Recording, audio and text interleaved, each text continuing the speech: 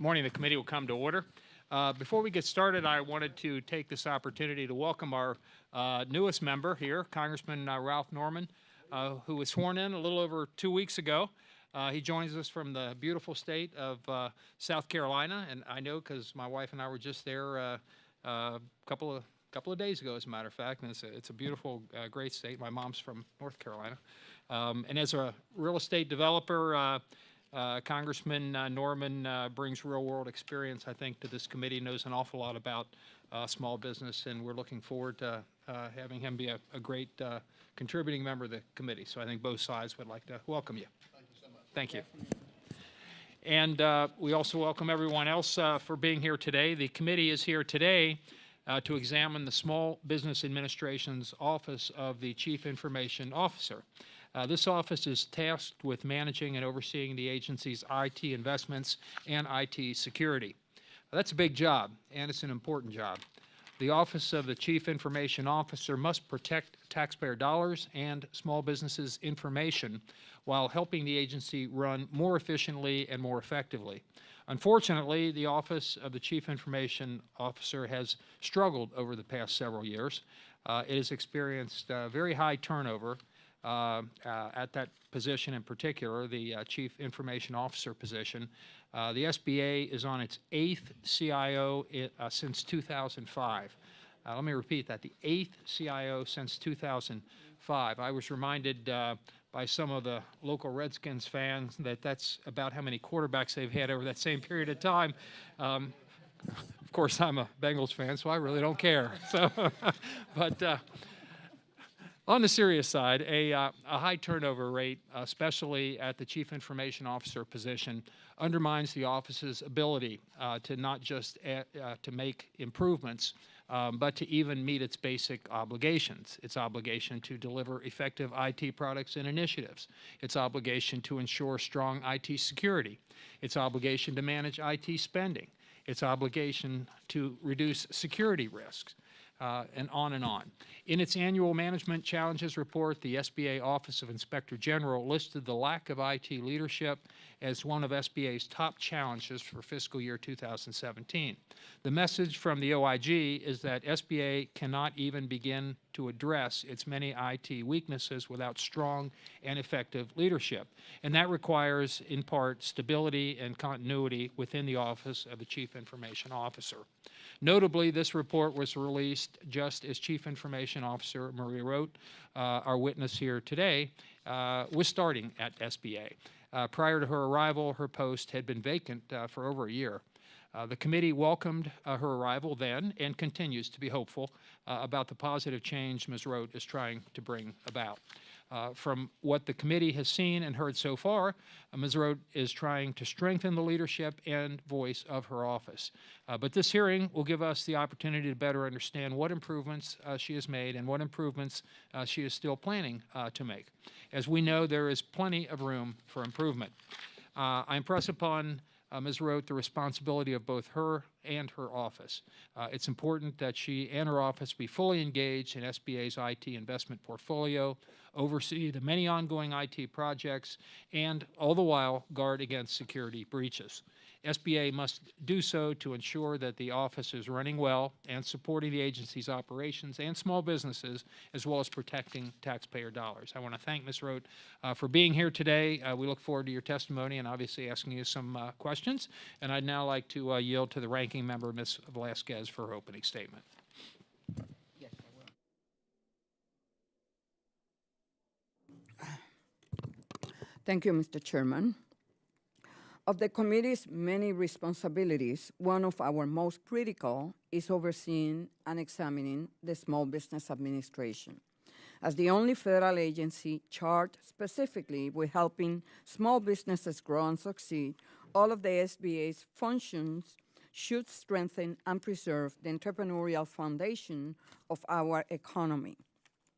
For small businesses to fully reap the benefits of SBA's programs, it is important for the agency to operate efficiently and effectively. In particular, The Office of the Chief Information Officer plays a critical role in promoting information technology to support and enhance business decisions and agency operations.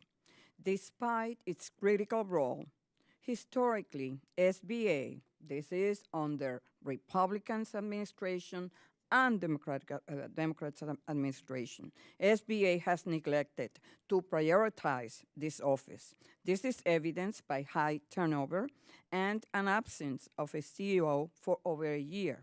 Such disregard not only wastes taxpayers' dollars, it weakens IT security, putting the government and small firms at risk. Cybersecurity vulnerabilities are always of tremendous concern, but are especially grave in light of events last year.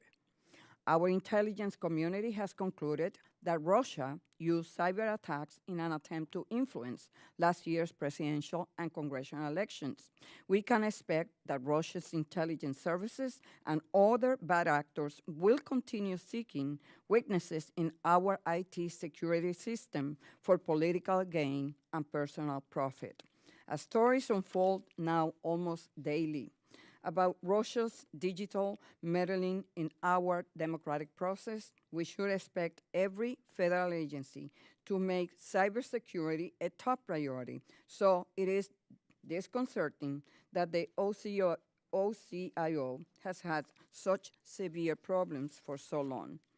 There have been numerous GAO and IG reviews of SBA's IT operations highlighting these deficiencies. In its 2015 review, GAO found that SBA had not prioritized long-term IT organizational transformation and had not conducted regular reviews of its IT investment to ensure they continue meeting agency needs. Additionally, the IG found that overseeing and addressing IT investment and security risks was one of the agency's most serious management challenges for this fiscal year. Though reports indicate that some progress has been made in implementing recommendations from these evaluations, over 30 remain outstanding. This is unacceptable. As has been noted, Ms. Rhodes recently took the reins as CIO, and it is my hope that she will make oversight of the OCIO a priority.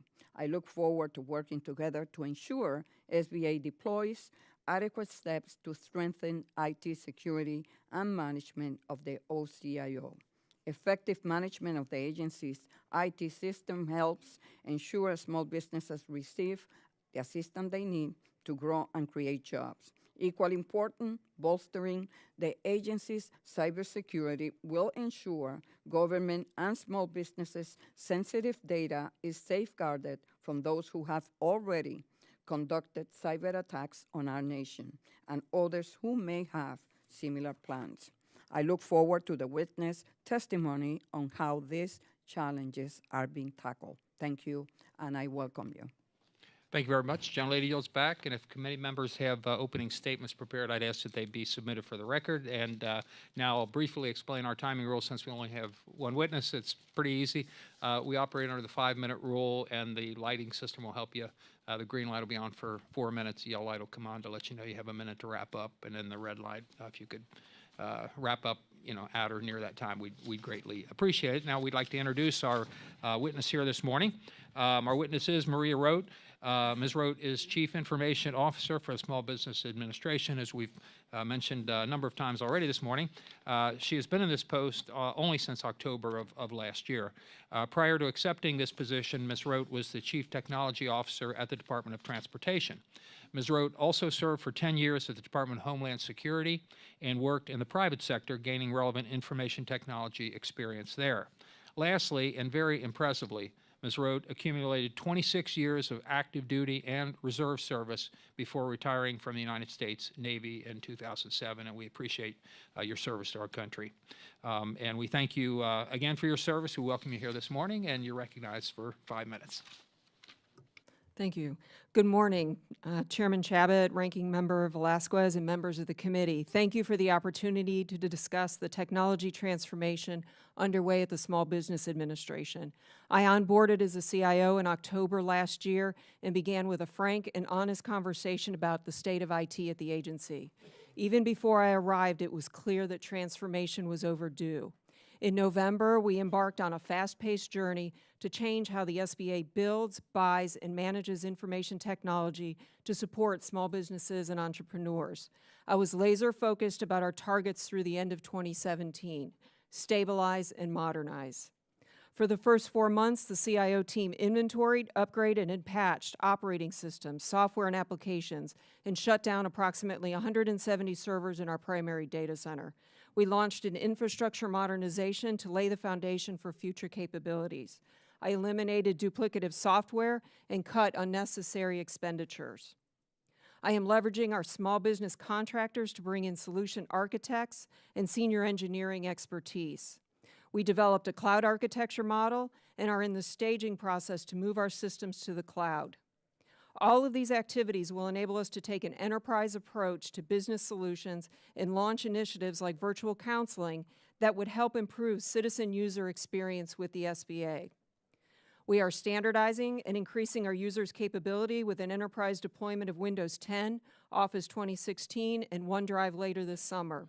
We turned on cloud-based collaboration tools internally and are piloting the capability externally with the Tech Coalition.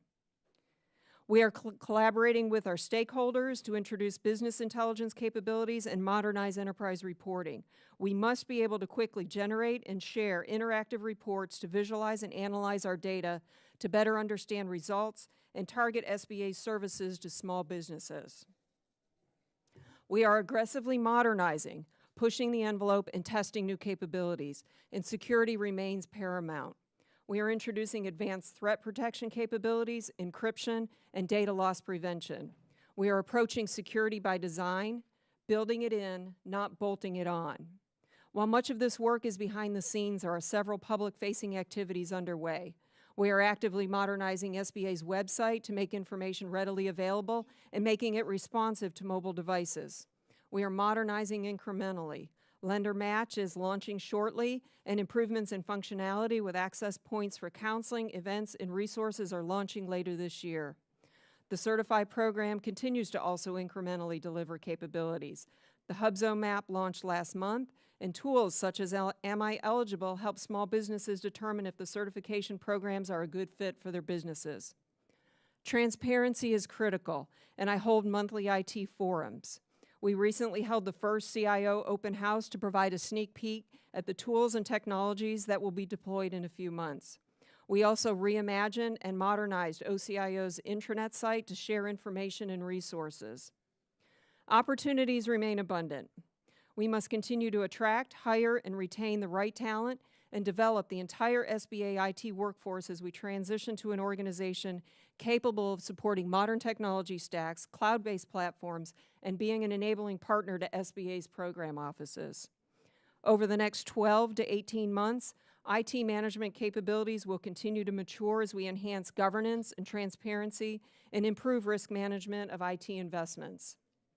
To overcome the inherent inertia of the status quo, we are making a radical and difficult but deeply considered and well-planned turn, moving to an environment where the CIO is a partner to and enabler of the business of SBA. We have an opportunity to get this right. We are aggressively hiring the right team, modernizing our business and technology capabilities. We are introducing innovation, not just to support the SBA of today, but the SBA of the future. Thank you for the opportunity to speak with you today, and I look forward to your questions. Thank you very much. I'll now recognize myself for 5 minutes to begin the questioning. According to the Inspector General's risk management report for 2017, the SBA had 39 open recommendations related to IT security. Some dated back to fiscal year 2011. Do you know generally the status of those open investigations, recommendations, and how many of them still remain, and what are you and your folks doing to ensure that the office meets its obligations under the Federal Information Security Modernization Act, or FISMA? Yeah, we did have quite a few that were old ones. I will say that we did close a couple of those old ones that were there. Over the last few months, we've closed more than a half a dozen. And then we actually have a schedule of another half dozen or so that'll be closed through the end of this year. There are some that are low-hanging fruit that have been open for quite some time. And so we're tackling those first, and there's some that are a little bit longer term that we've got a schedule to close through the end of this calendar year and into next year. So we acknowledge that there's more than 40 that were open, closer to 50 with the new report that came out, and we're working through those now. Is there It's a anyone priority. anything you could give us an example of, why something would be still open, why it's particularly tough that you have to deal with? For some of the older ones, it was a matter of just taking action and documenting. Some of the things were already done, but it was a matter of coordinating with the IG's office. Nobody took the next step to say, we did this, and showed the evidence to say that this was done. In some cases, that was what needed to be done, you have to prove it to the IG, you have to provide that evidence, and in some of those instances where we've been able to close them quickly, we've provided that evidence and said, we've done the work. Thank you. Currently, what are the biggest challenges that your office is facing, and how are you working to overcome those challenges? Walking in the door, the biggest challenge was really stabilizing the IT environment, just what we had. I also had a challenge around vacancies that I had coming in to make sure that we filled the billets, get people on board, getting our arms around the work the contractors were doing.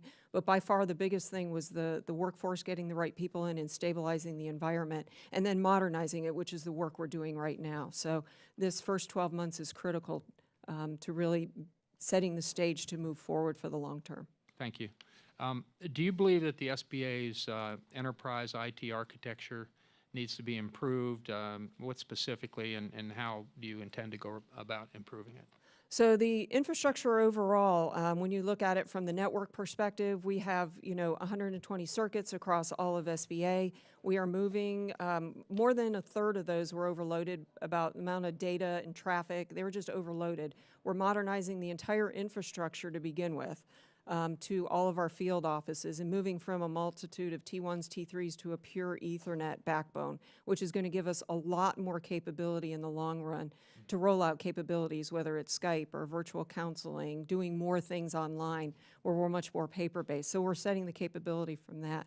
Moving to the cloud is also a big piece of that from an enterprise, of putting those services in place. Ultimately, this office needs to transition from being just an office that does computers to a service organization, so that as program offices want to grow their business, as they want to add more capabilities, that we're there to be able to support that.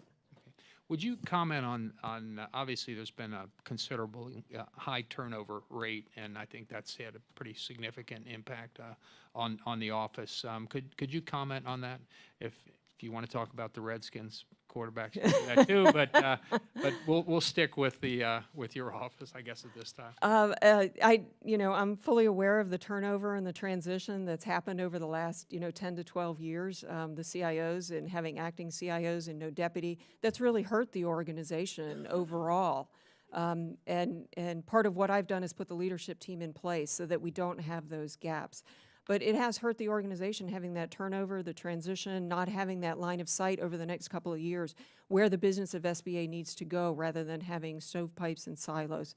It has hurt the organization. Thank you. Well, we welcome you again aboard, and we're expecting great things, and anything you need from the committee, please let us know, or our staff, because we will definitely work with you to make improvements. And I'm pleased to see that you have a positive attitude. And I'm not surprised after spending the time you did in such a tremendous organization as the U.S. Navy. And again, thank you for your service there. And I'll now yield back my time and recognize the ranking member for 5 minutes. Thank you, Mr. Chairman, and welcome, Ms. Rhodes. We want to ensure that access to resources for small businesses of all demographic groups and is important, and recognize that SBA.gov serves as the primary source of such information. In the prior administration, there was a page on the site for LGBT small businesses outreach. It now appears to no longer be available due to page updates.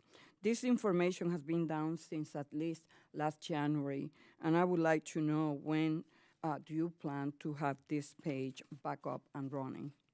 So we've been doing a lot of work on modernizing SBA.gov. There were a number of pages that are not available like you indicated. Some are coming back up online. I know Tech Coalition was one of those that was taken down, as well as some of the others. The Tech Coalition is back up online. So as we're working through with the front office and with the program offices, we're evaluating all of those pages and bringing them online.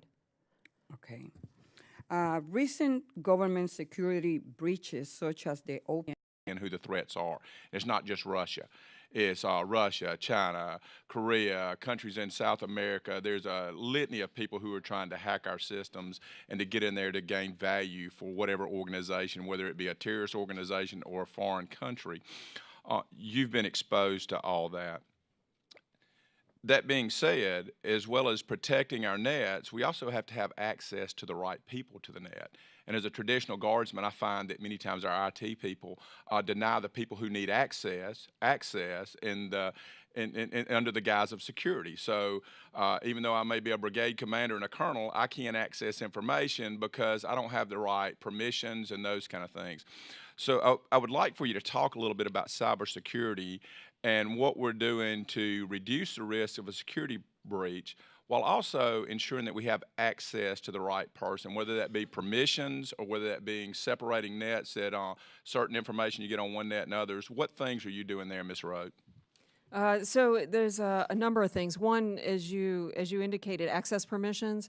We've done a sweep of who has administrator access across all of SBA to our systems, and we've said who has access, who has a need to have access. So that's from an administrator perspective. So we've tightened down on that to make sure that only those that need it have it.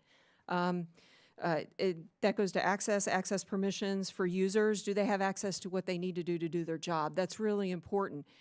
There's also, users at SBA who've been there for 30 and 40 years that as they've moved jobs and changed jobs, they've carried their permissions along with them. They don't need access to what they needed to 10 years ago for their job today. So we also have to get our arms around what those permissions are. So as you said, you might not have access what you need to. You need that access to what you have to, right, to get your job done. You may not need access to somebody else's data. So we have to understand what that is. We need to understand your work environment, what systems you access. So that goes to the user experience. What do you need to do your job? So that's part of what we're doing, getting our arms around that. And that's so tied to security and making sure that the right people have the right access to the right data to do their jobs.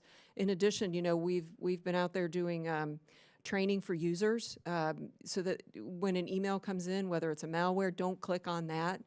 Doing testing and those kind of things, that is so important that people understand spam and malware. If you see something that doesn't look right, raise the question, just ask somebody. So, user training, not only is it from a technical perspective, but there's also the other side of it from the user side.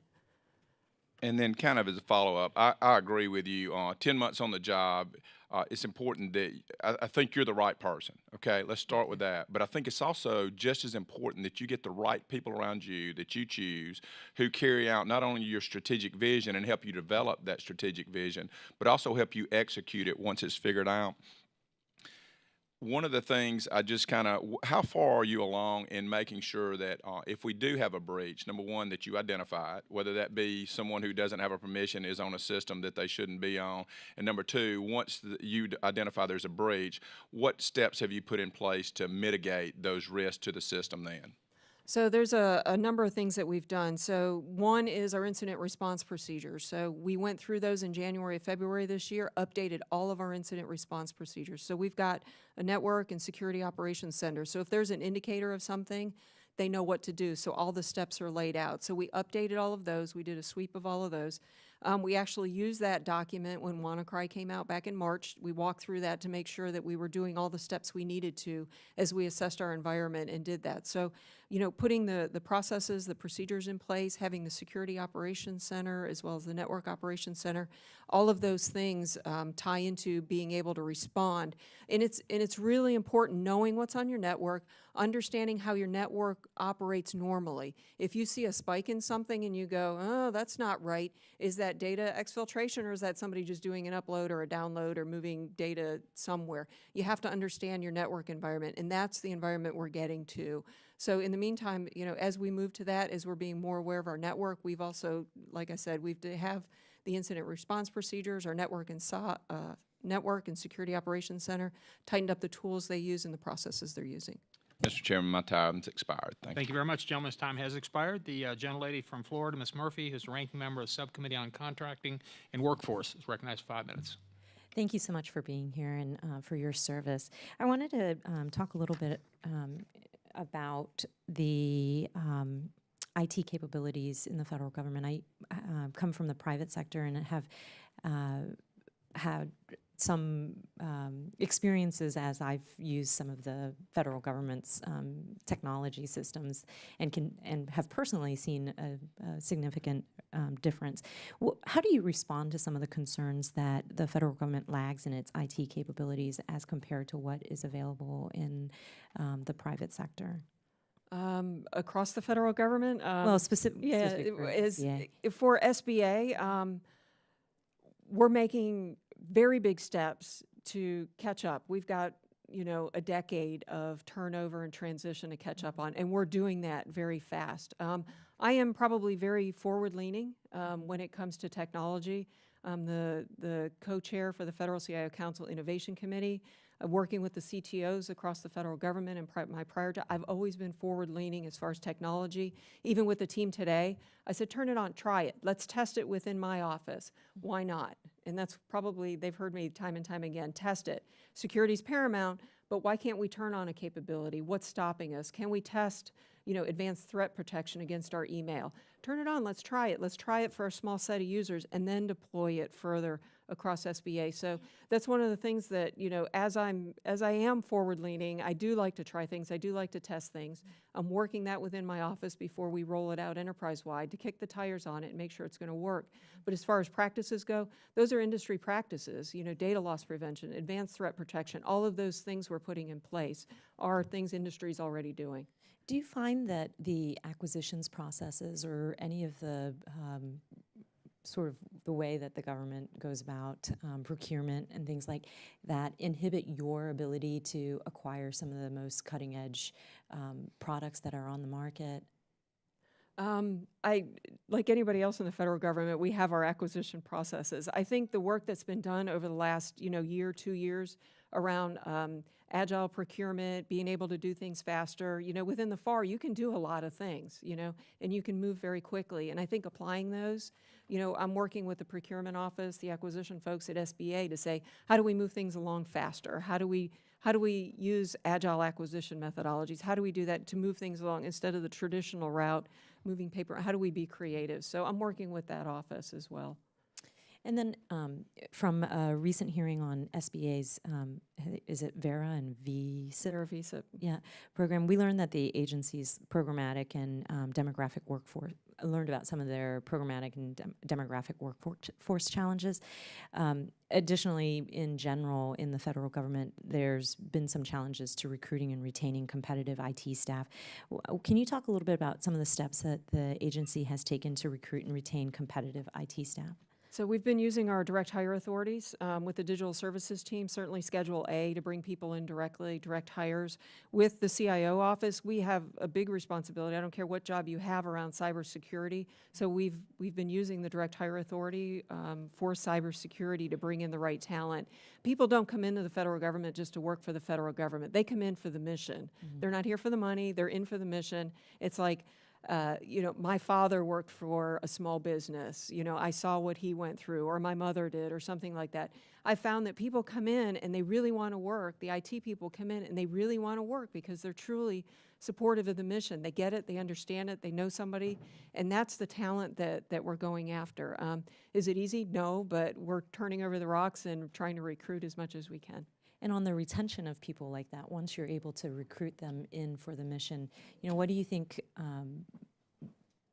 causes them to stay? And are there things that can be done to ensure retention and that they're not hired away into the private sector? I think the work we're doing now, leaning forward, trying innovative things, I think not being status quo and just doing the same old is drawing interest from people who want to be a part of that movement forward and to really modernize and really take SBA to the next level. So I think that's what's going to keep people there. That's great. Thanks so much, and I yield back the remainder of my time. Thank you very much, gentlelady yields back. And now we've reached that big moment. our newest member, the gentleman from South Carolina, Mr. Norman, is recognized for 5 minutes. Don't screw it up. That's a tall task. Thank you, Ms. Rhodes. I appreciate your time here. I know in the private sector, when you have people, and particularly you've been on the job 10 months, what is your opinion of having a self-assessment of the members there to get an idea of problem employees that from their peers are judged in not so good of a light? And my second question is, and we've got constituents in my hometown in South Carolina where the universities play a big part in the SBA. Is there an outreach to them, or are they coming to you to reach out to play a part with SBA loans? For the first part of your question around the employees and their how they're doing and working, we do have pretty we did put in place very performance management that's very important for the employees, making sure that this is what we're doing this year and that people are on board. If they need training, we offer them training to make sure that, so performance management is a big deal, to make sure that we're all on the same bus, we're all moving in the same direction, and that if people need training, we offer it and making sure they're working. For the universities, I'd have to defer to our HR office as well as the capital access folks and some of the others that are working much more closely with the universities and some of the others on the loans. Okay. And I guess back to one of the previous questions, for the training and getting and staying up to speed on the changing world of technology, you feel comfortable with what you have now and what you see for the future?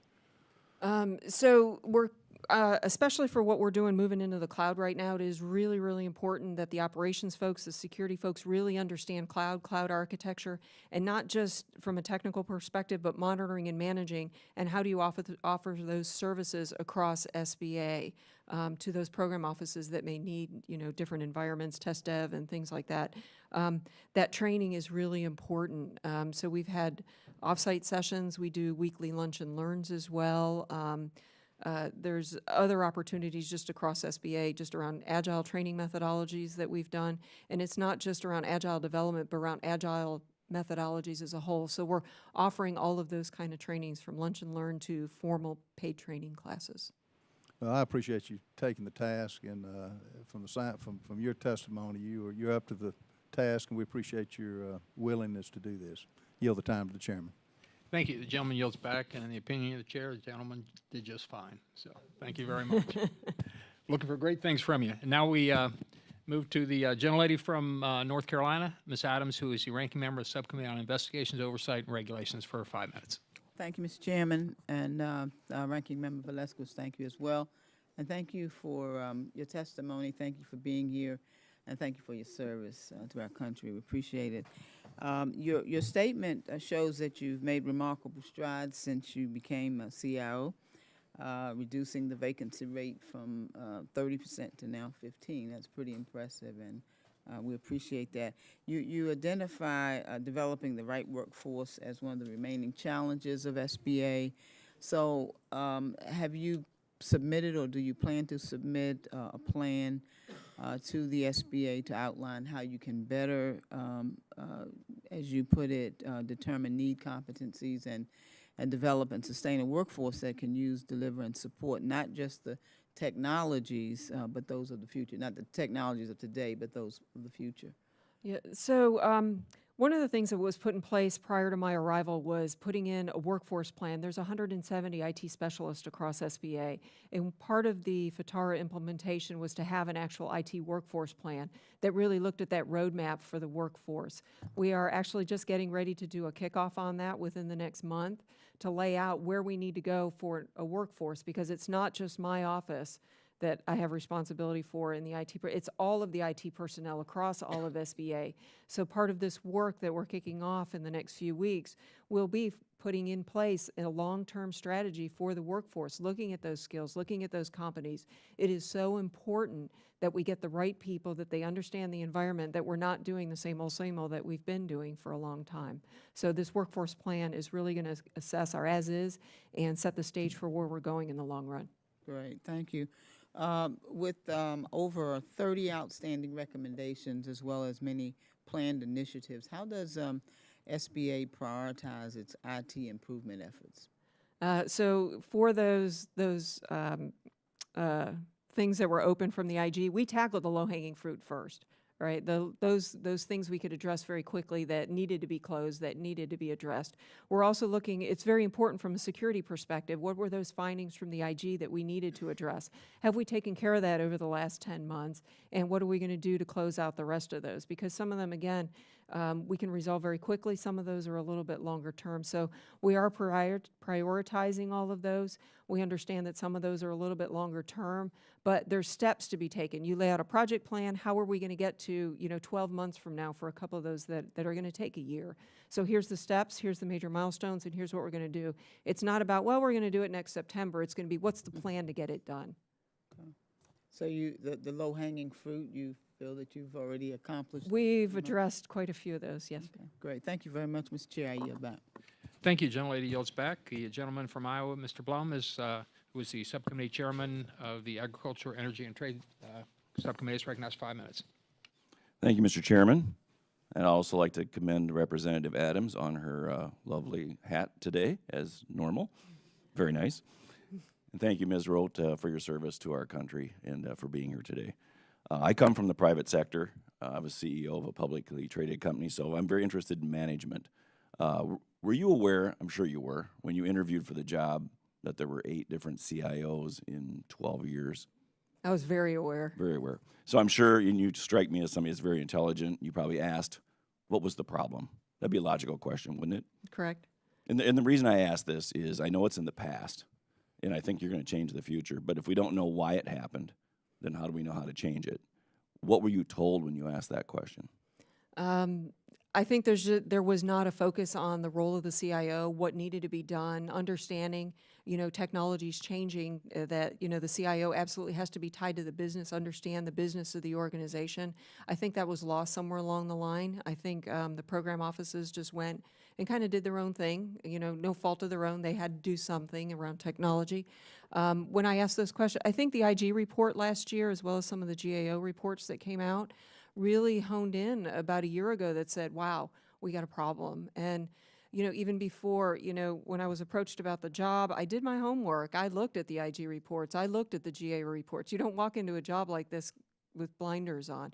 And I did my homework. And I did ask those questions. And it was really having, a leadership perspective that really understood what it took to be a CIO, how the CIO is tied to the business of an organization, that they're not just there to deploy laptops and those kind of things. They're there to be a true enabler of the business and really manage and have oversight and governance over the IT investments of the agency. So I asked a lot of those hard questions before I came on board. So do you think they made poor hires in the past, or do you think there's is or was a structural problem within the SBA that caused these people to subsequently leave shortly after starting? I'm not sure that I can answer the question on the people that were in the role. I know some of them, and they are very smart people. I think there may have been some leadership challenges. So From structurally within inherent SBA. in the SBA. Inherent in SBA. And That's my opinion, and I think are some of those last still year, there? I think that as of last year, with the prior administration and even the current administration has been incredibly supportive of turning the agency around as far as the role of the CIO. I have an incredible amount of support right now, and the runway that I've been afforded over the last 10 months to make things happen and affect change, I couldn't have done that without leadership support. It's good to hear. It's good to hear because oftentimes things are structural. And they're embedded, and they've been there for a long time, and change doesn't happen quickly in Washington, as you're well aware. And if those things are still there, you can be a very bright person and do an excellent job, and we're still going to have issues. So you need to be looking for that within the organization that you control, that's for sure. And in the private sector, sometimes you need to clean house, correct? Correct. Speaking of the OIG, they criticize SBA's organizational structure for potentially undermining IT investment oversight. And they talk specifically about chief digital officer, perhaps that's duplicative with your role. Do you report to the deputy COO? So I report to the operating Chief officer. Operating Officer. The position of the Chief Digital Services Officer, or the Chief Digital Officer doesn't exist anymore. That position was hired as a political appointee roughly a year and a half ago, and with the change of the administration, that person left. The Digital Services team that was stood up about a year ago, they work very closely with my office, and part of the work that we've done earlier this year was to request a reorg so that the Digital Service team reports directly into my office. Good to hear. So you report to the COO. That's correct, and then I Excellent. have monthly meetings with the administrator that are scheduled, bi-weeklies with the Chief of Staff as well. Excellent. Good to hear. Last question. OIG, once again, last reported there were 39 open recommendations related to IT security, some dating back to 2011. Are these recommendations still valid in your estimation? And are we giving them the priority that they deserve and require? So some of those recommendations we've closed already. In particular, the oldest ones we closed a couple of months ago, so we've tackled a lot of those. It was a matter of documenting what we did. Some of the recommendations, when you look back 3 or 4 years, they're really OBE because of technology changes, whether it's moving email to the cloud and those. So we're addressing those specifically with the IG. So we're actually tackling those, and we've closed more than a half a dozen of those in the last couple of months, and we have another half dozen or so that we're scheduled to close through the end of this fiscal year, and we have a plan to work on the rest of them as well. Very good. My time has expired, but welcome to the SBA administration, and I personally think you're going to do an absolutely splendid job. Thank you. I yield my time, Mr. Chairman. Thank you very much. Gentleman's time has expired, and unless we're joined by any other members, the last questioner today will be the gentleman from Florida, Mr. Lawson, who is the ranking member of Subcommittee on Health and Technology. Thank you, Mr. Chairman, and thanks for giving me 10 minutes. Mr. Chairman and Ranking Member Velasquez, I'm honored that you all will host this meeting today, and I want to thank you for only 6 months on the job and the tremendous progress that's been made with the SBA.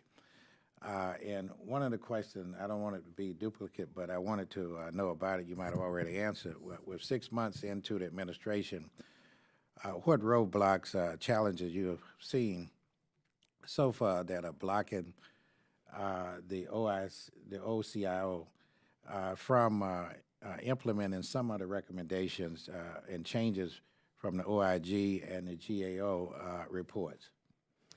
So for a lot of the OIG recommendations were really technology focused as far as, audit logs and access controls and all those kind of things. So those are the ones that we're tackling right away, moving through those. Some of the broader ones around investment management, governance, dealing with IT investments across all of SBA. There is an investment review board that I co-chair. So part of addressing some of GAO's concerns specifically was around the CIO's role in managing those IT investments, the oversight, having that governance authority. So I do co-chair the Investment Review Board that looks at all of the investments across SBA, as well as working very closely with the CFO and the CHICO on those things. So I think the work around that we're doing with the Investment Review Board, with the Architecture Review Board, with the CHICO, with the CFO, is taking us a long way to addressing the concerns, and particularly around the management of the IT investments across SBA. And are you satisfied with the recommendation concerning cybersecurity that you all are implementing? The specific recommendations?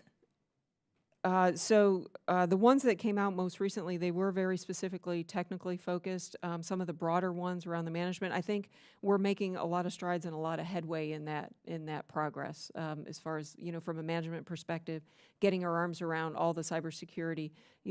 Security is layered throughout an organization, and we are addressing it all the way through. So we're building it in as we go.